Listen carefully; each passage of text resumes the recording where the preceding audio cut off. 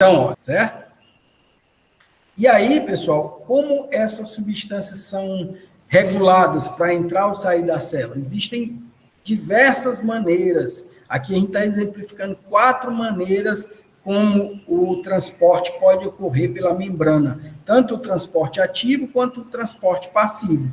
A gente viu que o transporte passivo é a difusão facilitada, que ele ocorre através da interação desses canais aqui de substâncias, né? E esses canais precisam estar abertos para a substância entrar ou sair, esse canal precisa se abrir. Se ele estiver fechado, se a substância estiver muito concentrada aqui e pouco concentrada aqui, por maior que seja a diferença de concentração dessas substâncias, se esse canal está fechado, ela nem entra nem sai na célula. Então, para a substância entrar ou sair da célula, o canal por onde ela vai passar precisa estar aberto.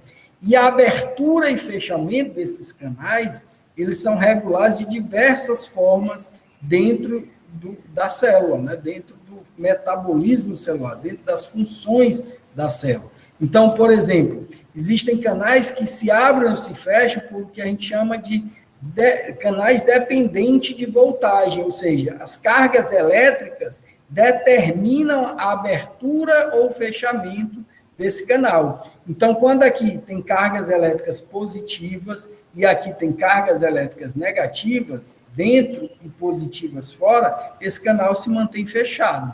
Quando, por algum motivo, ocorre a inversão dessa polaridade elétrica, ou seja, as cargas elétricas ficam negativas fora e positivas dentro, o canal se abre. Ao abrir esse canal, a substância que está mais concentrada aqui, ela começa a entrar na célula. Depois, esse canal se fecha novamente, né? E aí, essa regulação é mantida por abertura ou fechamento de canais que são chamados dependentes de voltagem. Mas esses canais, eles também podem estar abertos ou fechados pela ação do citoesqueleto. Lembra que eu falei para vocês que a membrana celular, internamente, ela possui uma estrutura que é chamada de citoesqueleto, que pode se conectar a esses canais, a essas proteínas aqui, abrindo ou fechando esses canais, que são chamados os canais dependentes de estiramento, ou com porta de tensão. Então, quando esse citoesqueleto está relaxado, esse canal está fechado. Quando esse canal, esse citoesqueleto se contrai, ele abre o canal, né? Então, esse canal se abrindo pelo estiramento do citoesqueleto, a substância vai entrar na célula ou sair da célula. Ela vai entrar se ela estiver mais concentrada aqui do que aqui. E ela vai sair se ela estiver mais concentrada aqui do que aqui. Então, essa é uma outra maneira como a célula vai permitir a entrada ou a saída de substâncias, né? Que são através dos canais dependentes de estiramento. Uma outra aqui no C, explicada, são os canais dependentes de fosforilação. Vejam que esses canais eles podem se abrir ou fechar, dependendo se um grupamento de fosfato ele se liga a essa estrutura da proteína. Então, se o fosfato se ligar aqui, ele permite a abertura desse canal. Isso é chamado de uma reação de fosforilação, porque o fósforo, o grupamento fosfatídico, né, dessa substância aqui do meio intracelular, ele se ligou a esse canal aqui e permitiu a abertura do canal. Se o fosfato não se ligar a ele aqui, esse canal se fecha. Então, esse canal se abre ou se fecha também através de um outro mecanismo, que é as chamadas canais dependentes de fosforilação. Então, se o grupo fosfato se ligar aqui, né, ele permite a abertura desse canal. Aí a substância vai entrar ou sair na célula, dependendo da concentração dela. Outra maneira são os canais ligantes, né, dependentes de ligantes. Eu dei um exemplo aqui para vocês no início da aula, foi o exemplo da insulina, né? Então, a insulina aqui, ó, por exemplo, que ela é um hormônio, imagine que esse ligante aqui é a molécula de insulina. Quando ela se liga a essa proteína aqui, ela permite a abertura desse canal aqui, ó.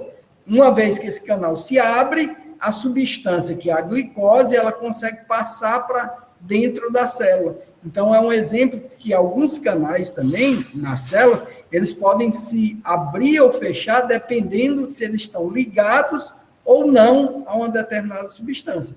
Então, quando a substância se liga ao canal, ela permite a abertura do canal. Quando ela se desliga desse canal, ela fecha o canal. É como um modelo de chave e fechadura, né? Se a chave se ligar aqui, né, ela vai abrir a comporta, né? Abrindo a comporta, a substância entra ou a substância sai. A substância vai entrar se ela estiver mais concentrada aqui do que aqui. E a substância vai sair se ela estiver mais concentrada dentro do que fora da célula. Então, são exemplos básicos de transporte dessas substâncias pelos canais dependentes de voltagem, ou por estiramento, ou por fosforilação, ou por ligantes, dependentes de ligantes. Certo? Existem várias formas. E óbvio que essas várias formas são fundamentais para dar opções para a célula, né? Então, se o funcionamento de um determinado canal ele é bloqueado, né, existem outras maneiras que a célula tem para suprir essa deficiência do canal. Então, é importante que existam várias maneiras desses canais se abrirem ou fecharem, certo? Na célula, porque aí vai facilitar o mecanismo de entrada e saída de substância.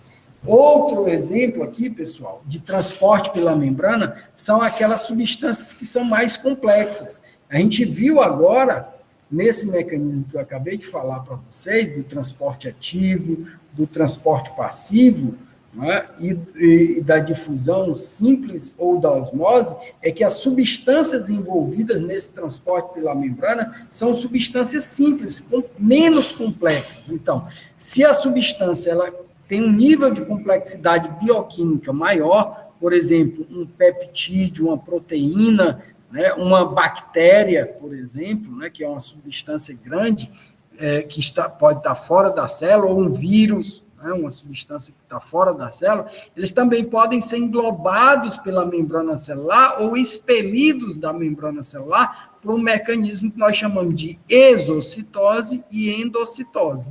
Exocitose é o mecanismo de saída de substância do que está dentro da célula para fora da célula. Então, imagine a situação 1 aqui, uma vesícula que tem várias substâncias complexas aqui dentro, e essa vesícula ela se funde à membrana celular, eliminando essas substâncias de dentro da célula para fora da célula.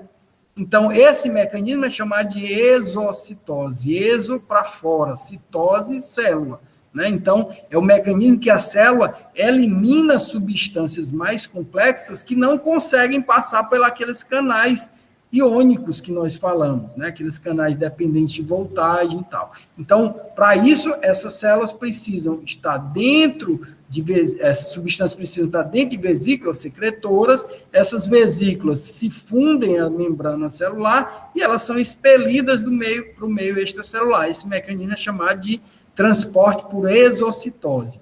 A endocitose é o contrário, né? Quando as substâncias estão fora da célula e elas precisam entrar na célula. Então, o que é que a célula faz? Ela pega e engloba essas substâncias do meio extracelular, ela vai englobando até formar vesículas secretoras, e uma vez englobadas essas substâncias, elas passam para o meio intracelular. Então, aqui, elas estão passando do meio extracelular para o meio intracelular. E por isso esse mecanismo de transporte é chamado de endocitose. Endo, dentro, citose, célula, né? Então, ela está indo para dentro da célula, de fora para dentro. Aqui está de dentro da célula para fora da célula. Então, esse é são outros tipos de mecanismo de transporte pela membrana celular, certo? E com isso, se a gente entendeu como ocorrem esses mecanismos de transporte pela membrana celular, agora a gente vai precisar aplicar esses conceitos. Né? Por que é importante a gente entender todos esses mecanismos que eu falei para vocês? Justamente porque eles têm uma aplicação prática na membrana celular, que é o que a gente chama de potencial elétrico da membrana. A membrana das células, principalmente as células do sistema nervoso e as células da musculatura, né, seja ela esquelética, cardíaca ou lisa, né, existem 3 grupos diferentes de musculatura que a gente vai ver ao longo da nossa disciplina aqui, né, elas têm uma alta capacidade de excitabilidade. E essa excitabilidade transmitida através de um potencial elétrico da membrana. Então, precisamos entender que a membrana celular, ela tem cargas elétricas que estão acumuladas no seu meio extracelular e cargas elétricas que estão se acumulando no seu meio intracelular. Eu falei disso nesse instante quando eu falei sobre o mecanismo de gradiente de concentração elétrica das substâncias. Então, vejam que o potencial elétrico de uma membrana ele é determinado em 2 situações, né? Quando a célula está em repouso, ou seja, a membrana celular em repouso, que é o que a gente chama de potencial elétrico de repouso, ou quando a célula está sendo excitada, está sendo estimulada a sair do repouso. Isso a gente chama de potencial de ação da célula, da membrana celular. Então, a membrana celular pode estar em repouso, e se ela for estimulada por algum mecanismo que a gente vai ver, seja ele um estímulo elétrico, um estímulo físico, um estímulo químico, né? A gente vai ter uma alteração nesse potencial de repouso. E esse potencial de repouso, sendo quebrado, ele faz com que o potencial elétrico se propague pela membrana celular e isso é a maneira como a célula se comunica. Então, a célula nervosa, ela é uma célula que tem uma alta capacidade de se despolarizar, né? E, consequentemente, ela quebrar o seu potencial de repouso. Mas, para isso, vamos entender primeiro o que é um potencial de repouso. Então, o potencial de repouso é quando a membrana está sem receber estímulos. Sem receber estímulo. Por isso, chamar de repouso. Né? Então, ocorre quando a membrana, quando esse potencial de repouso não é alterado por um estímulo, um potencial de ação. Vamos entender isso. Então, vejam aqui a membrana celular, né, de uma célula, e para isso, para a gente entender esse potencial elétrico da membrana, é importante que a gente entenda que dentro da célula existem diferentes concentrações de diferentes substâncias. Né? Então, vejam aqui, ó, o sódio ele está mais concentrado fora da célula do que dentro da célula. Dentro da célula existe pouca concentração de sódio, enquanto que potássio, que é essa substância aqui, ele tem maior concentração dentro da célula do que fora da célula. Olha aqui o sódio, ó. Ele tem 15 milimoles, em geral, de concentração de sódio dentro da célula.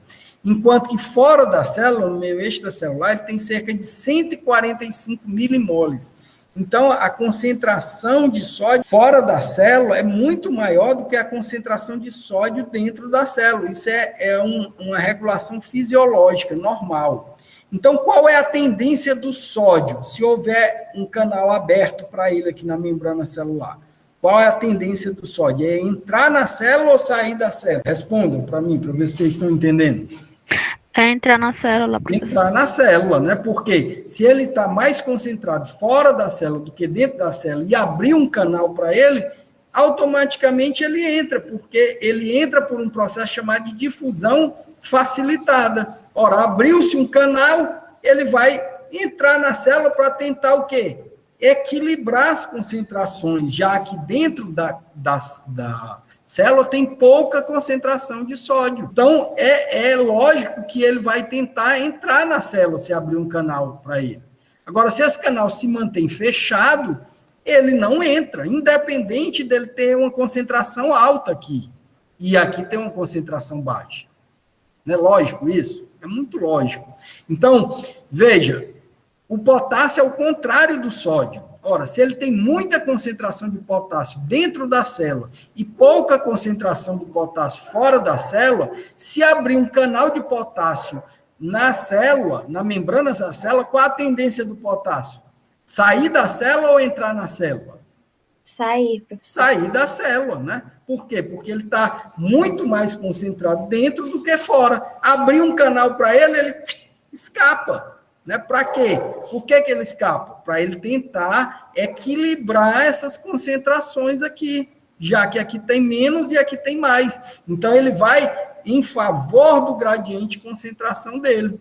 Escapar, tem muita. É a mesma coisa se você fizer uma analogia. Se tem muita gente dentro de uma sala apertada, e abrir essa sala, se tiver a oportunidade de abrir essa sala, a tendência é que as pessoas saiam da sala, porque o ambiente vai ficar menos inóspito, né? Imagine todo mundo respirando dentro de uma sala completamente fechada, né? Respirando dióxido de carbono, chega um ponto, calor, né? Chega um ponto que aquilo vai ficar muito incômodo, né? Então, as pessoas, se abrirem, vão tender a sair, né, de onde elas estão mais concentradas para onde elas estão menos concentradas, que é o ambiente externo. É só uma analogia, né, mas dá para entender perfeitamente a partir dessa analogia. Então, se tem muito sódio fora da célula e pouco sódio dentro da célula, quando abrir uma porta para o sódio, ele vai entrar na célula. E o contrário, se tem muito potássio dentro da célula do que fora da célula, se abrir uma porta ou uma passagem para o potássio, ele vai sair da célula. Isso aqui é o gradiente de concentração. E o cloreto, observem aqui o cloreto, que é uma carga negativa, né? Estão vendo que o cloreto é uma carga negativa? Então, ele tem 5 milimoles dentro da célula e tem 120 milimoles dentro da célula. Então, se abrir um canal de cloreto na membrana celular, qual vai ser a tendência do cloreto por difusão? Entrar ou sair da célula? Respondam.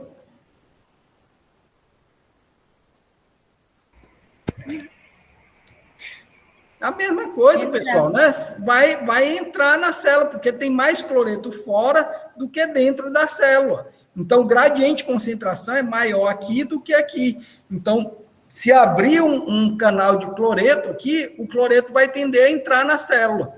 Agora, em relação ao cálcio, onde é que tem maior concentração de cálcio?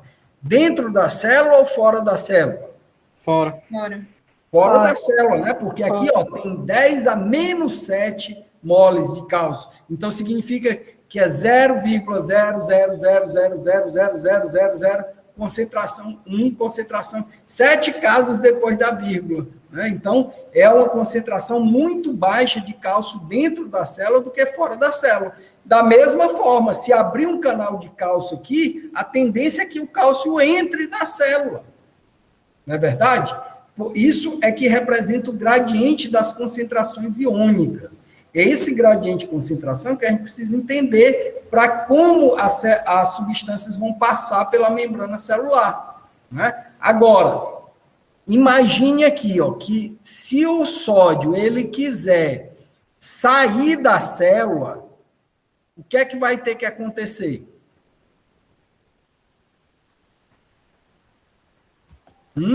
Uma difusão. Ele vai ter que ser bombeado para fora da célula, porque ele vai contra o gradiente de concentração.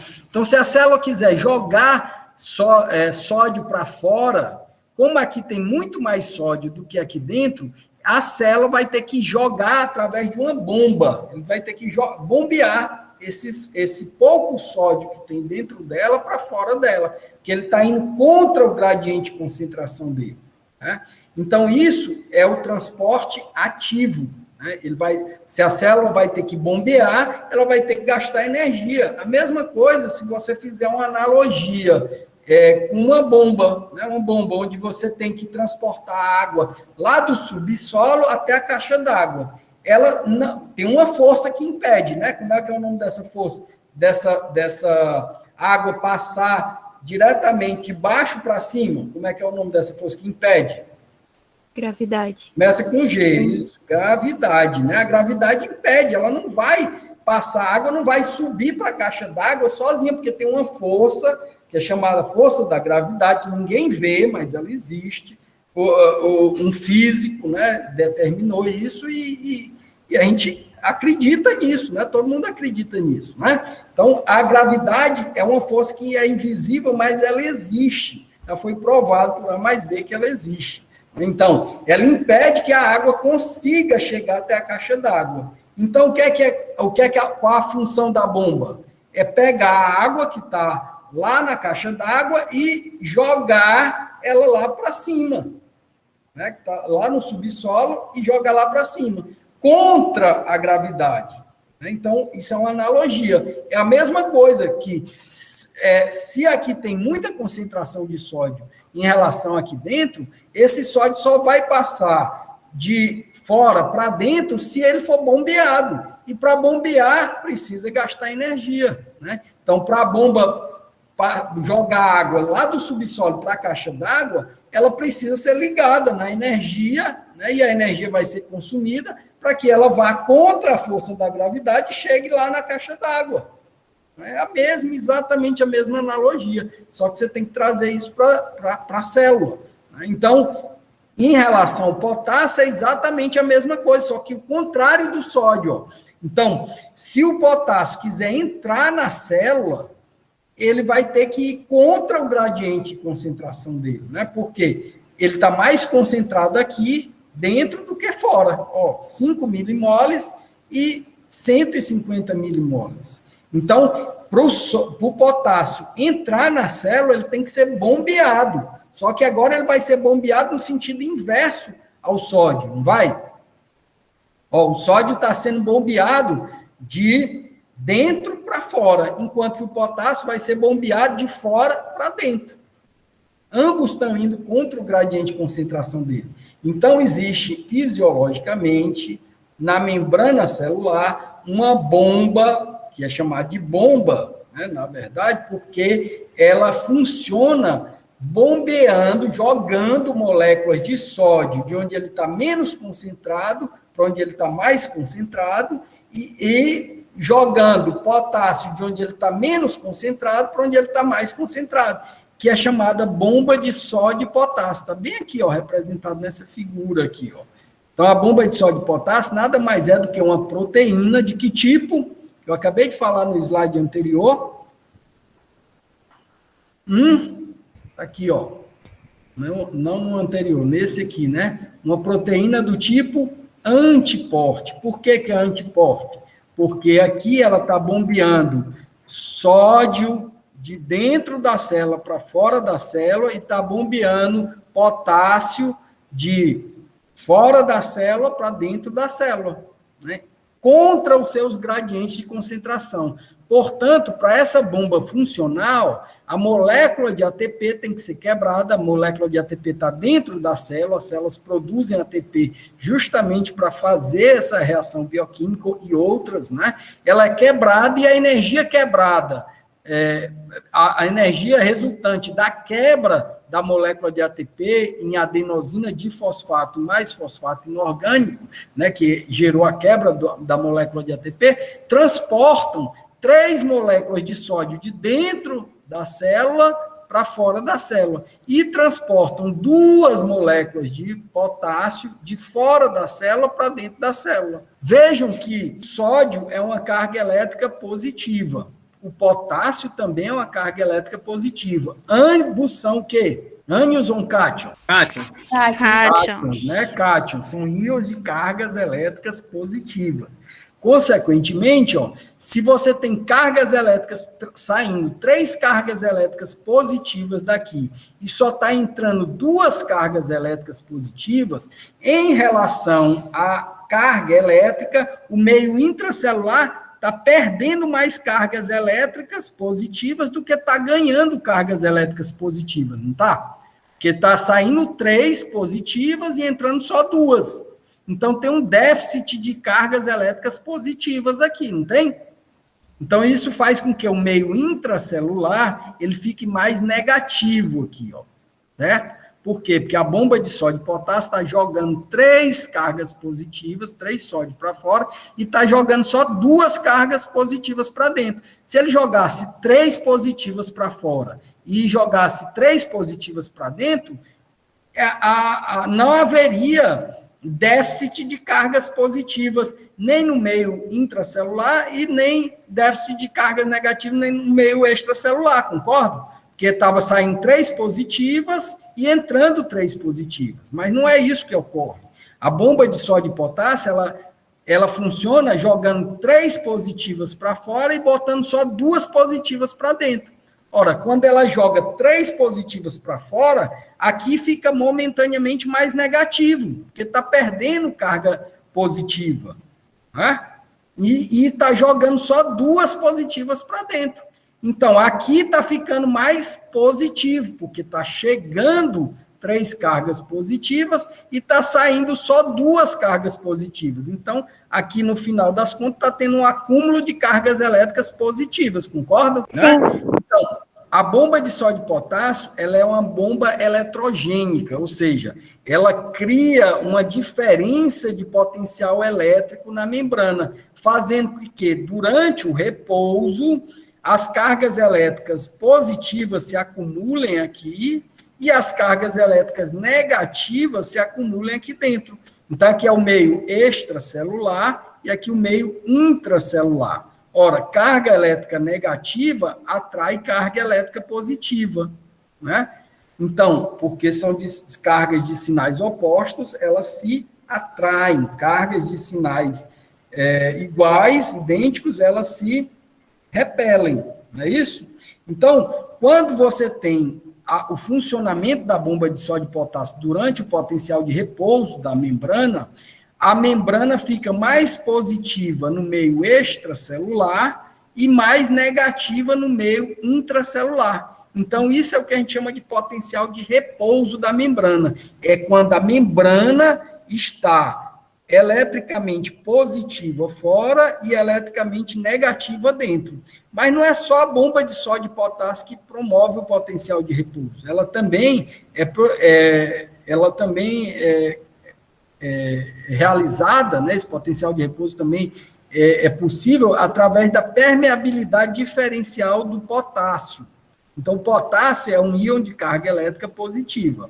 Então, ao mesmo tempo que ele está jogando 3 moléculas de potássio para cá, o potássio tem mais dificuldade de sair da célula, porque ele é menos permeável à membrana celular. Então, se o potássio é menos permeável à membrana celular, significa dizer que ele tem mais dificuldade de sair da membrana celular. Ora, o potássio ele está mais concentrado dentro da célula do que fora da célula. E o outro são os ânions presos à célula, o outro motivo do potencial de repouso. Ora, o potencial de repouso ele é mantido, portanto, por 3 fatores: a bomba de sódio e potássio, a permeabilidade diferencial aos íons potássio. Então, por exemplo, quando a gente fala individualmente, a membrana é muito mais permeável ao sódio do que ao potássio. Então, o sódio entra com muito mais facilidade na célula do que o potássio sai com mais facilidade da célula. Então, porque ele é menos permeável do que o sódio. Então, aqui tende a se acumular cargas elétricas negativas e aqui tende a acumular cargas elétricas positivas. Certo? E os ânions são cargas elétricas negativas. Então, os ânions, eles têm mais dificuldade de sair da célula. Né? Então, se ele tem mais dificuldade de sair da célula, significa dizer que, ao ter mais dificuldade de sair da célula, eles ficam presos aqui. Como são cargas elétricas negativas, eles tendem a se acumular aqui. Ora, o potássio, ele é mais permeável do que o sódio, né? Então, ele consegue escapar aqui, pela membrana celular. Se ele consegue escapar, uma carga elétrica positiva, ele tende a ficar mais negativo aqui, e aqui tende a ficar mais positivo aqui. Tá? Então, são 3 motivos que mantêm o potencial de repouso da membrana celular. É a bomba de sódio e potássio, né, que transporta 3 moléculas de sódio para fora e só 2 moléculas de potássio para dentro. A permeabilidade diferencial do potássio, que consegue escapar mais facilmente da membrana, e aí, ao escapar, ele gera cargas elétricas positivas aqui, porque ele é uma carga elétrica positiva, e aqui tem déficit de carga elétrica positiva. Né? E aí, se tem déficit de carga elétrica positiva, aqui tende a ficar mais negativo. Né? e aqui mais positivo. E o outro fator é os ânions, que tem muito mais dificuldade de sair da membrana celular. Os ânions que são cargas elétricas negativas. Um exemplo aqui, o cloreto. Ó. O cloreto, ele é uma carga elétrica negativa. Ele está menos concentrado dentro da célula do que fora da célula. Mas ele tem dificuldade, a membrana é pouco permeável ao cloreto. E é muito mais permeável ao potássio do que ao sódio. Então, o potássio ele consegue escapar mais facilmente. Ó, ele está mais concentrado aqui, então ele começa a escapar. Ora, se está saindo potássio, que é carga elétrica positiva, aqui vai ficar mais negativo. Se o cloreto tem dificuldade de sair, ele também se acumula nessa porção aqui, que fica gerando carga elétrica mais negativa no interior da célula. Então, esses 3 fatores são responsáveis pelo potencial de repouso. Desses 3, qual o fator mais importante? A bomba de sódio e potássio. Mas os outros 2 fatores também são importantes para que seja mantido o potencial de repouso. E o que é o potencial de repouso? É a capacidade que a membrana tem de se manter eletricamente positiva fora e eletricamente negativa dentro. Quando esse potencial de repouso é quebrado, é quando a membrana é estimulada. Aí, se ele não é alterado pelo potencial de ação, a gente diz que a membrana está em repouso. Se ele é alterado por um estímulo, por um potencial de ação, essa polaridade elétrica se inverte. O que era positivo no repouso passa a ficar negativo. E o que era negativo no repouso passa a ficar positivo. Isso é a despolarização da membrana celular, que é o que a gente vai ver na aula seguinte. Né? A gente vai já terminar, concluir essa aula, e precisa que vocês tenham sedimentado esses conceitos para que vocês possam entender as aulas seguintes. Né? O potencial de elétrico da membrana. A gente vai falar muito disso, porque a membrana ela precisa ter esse equilíbrio elétrico. Então, aqui, ó, essa membrana, só olhando aqui, eu digo que ela está em repouso. Por que ela está em repouso? Porque tem cargas elétricas positivas ao redor dessa membrana celular e cargas elétricas negativas dentro dessa membrana celular. Então, o que está fazendo essa polaridade ser positiva fora e negativo dentro? Participem. Só eu estou falando, já estou cansado, minha garganta está seca. Seria o processo do sódio e do potássio? Isso, né? A bomba de sódio e potássio, mas só a bomba de sódio e potássio? Não, tem o cloro. Não, o que mais? Tem o cloro também. A permeabilidade da membrana aos íons potássio, permeabilidade diferencial aos íons potássio, e os ânions presos à célula. Então, vejam aqui, ó. Lembra, o potássio está muito grande aqui, né? Então, ele está mais concentrado dentro da célula do que fora da célula. Potássio pequenininho, potássio grande. Só que o potássio, qual a diferença do potássio para o sódio? Ele é mais permeável à membrana do que o sódio. Então, se ele é mais permeável, ele consegue passar por essa membrana aqui. Ó. Ora, se ele passa para cá, aqui está perdendo carga positiva, não está? Porque ele é uma carga positiva, ele é um cátion. Então, aqui, se ele está perdendo carga positiva, aqui tende a se acumular cargas negativas. E aqui está ganhando carga positiva.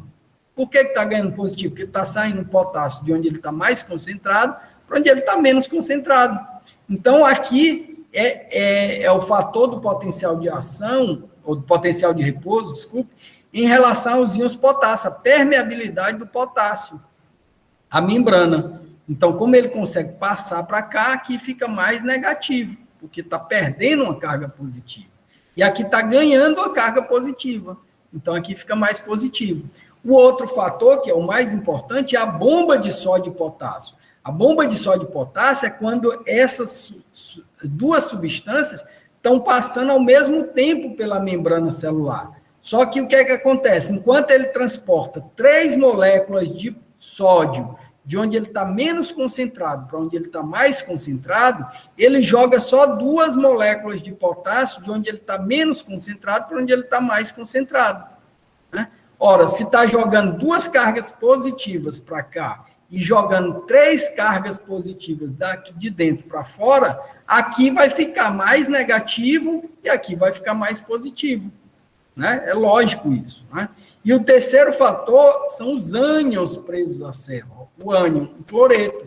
O cloreto ele tem mais dificuldade de sair da membrana celular. Ora, se ele tem mais dificuldade de sair, mesmo ele estando... a gente viu que o cloreto ele está mais concentrado fora da célula do que dentro da célula. Então, para ele sair da célula, ele tem que ir contra o gradiente de concentração dele. Então, teria que ter uma bomba de cloreto jogando o cloreto para fora da célula.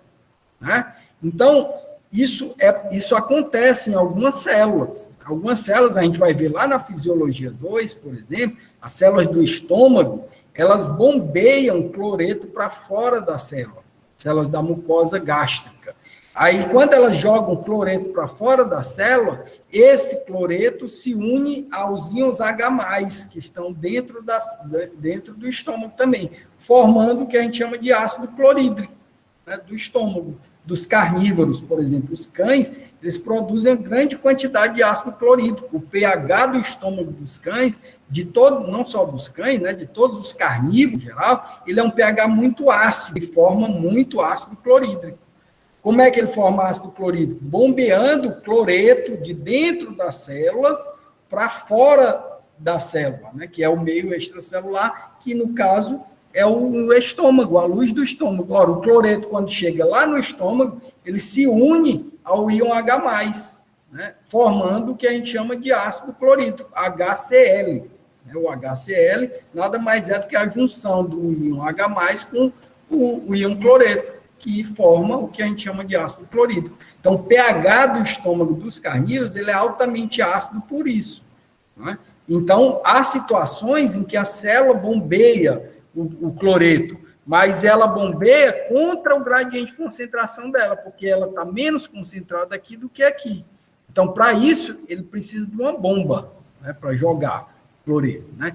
Quando isso não acontece, o cloreto tem dificuldade de sair da célula, porque ele está menos concentrado aqui do que aqui. Ó. Aqui tem 120 e aqui tem 5.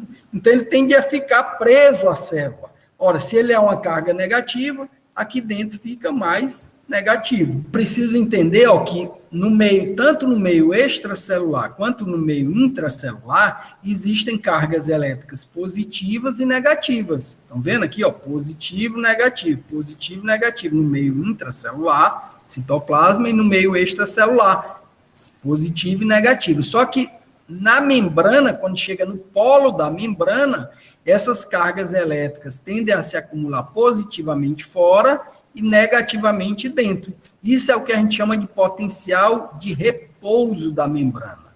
Né?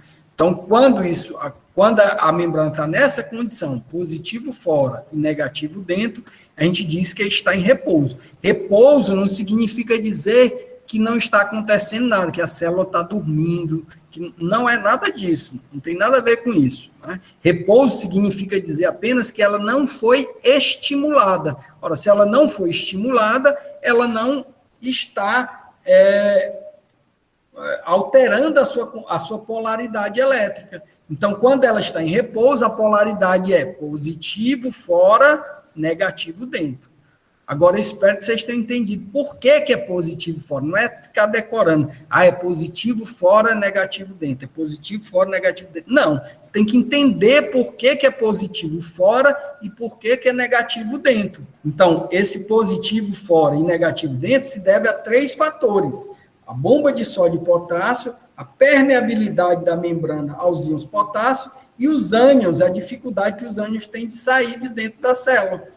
Então, se esses 3 fatores estão agindo ao mesmo tempo, a membrana tende a ficar positivo fora e negativo dentro. Quando esses fatores são quebrados, os 3 fatores não estão acontecendo, é porque a membrana foi estimulada. Se ela foi estimulada, ela entra no que a gente chama de hipotensão, que é o que é uma aula.